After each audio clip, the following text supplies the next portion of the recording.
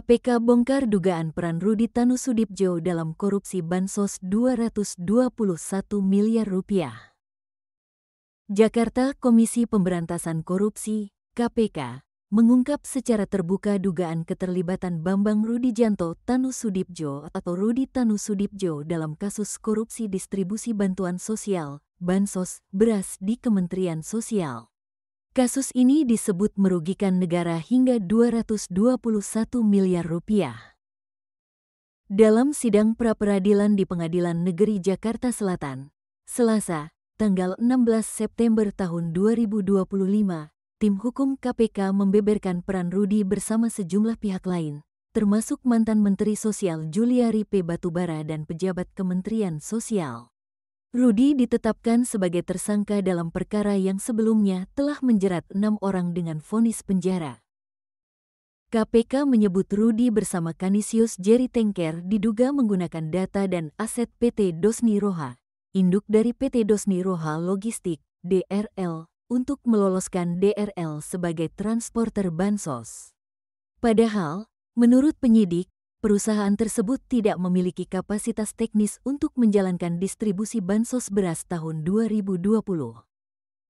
Akibat ketidakmampuan itu, PT DRL menunjuk 6 vendor untuk menyalurkan beras di 15 provinsi. Dalam prosesnya, KPK menduga terjadi rekayasa indeks harga sebesar Rp1.500 per kilogram yang dilakukan Rudi bersama Juliari. Perubahan harga ini dianggap tidak melalui kajian memadai dan merugikan keuangan negara. Selain itu, KPK menuding Rudi ikut mengintervensi pejabat pengadaan agar mengubah draft petunjuk teknis penyaluran. Akibatnya, distribusi bansos yang seharusnya sampai ke tingkat RT dan RW hanya berhenti di desa atau kelurahan. Perbedaan realisasi ini menjadi salah satu dasar dugaan korupsi.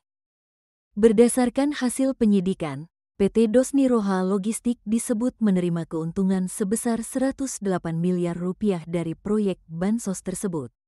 Total kerugian negara yang dihitung Badan Pemeriksa Keuangan dan Pembangunan, BPKP, mencapai Rp221 miliar, selisih antara nilai kontrak dengan realisasi lapangan. Rudi sendiri menggugat penetapan tersangka oleh KPK melalui pra-peradilan dengan nomor perkara 102, PIT, PRA, 2025, PNJKT, Sel. Pihak kuasa hukum menyatakan kliennya ditetapkan sebagai tersangka tanpa pernah diperiksa sebagai calon tersangka dan tanpa menerima surat resmi penetapan dari KPK.